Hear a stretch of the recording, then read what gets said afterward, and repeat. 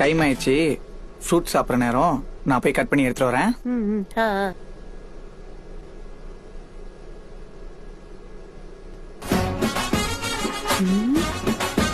அப்பாடா போயிட்டோம்.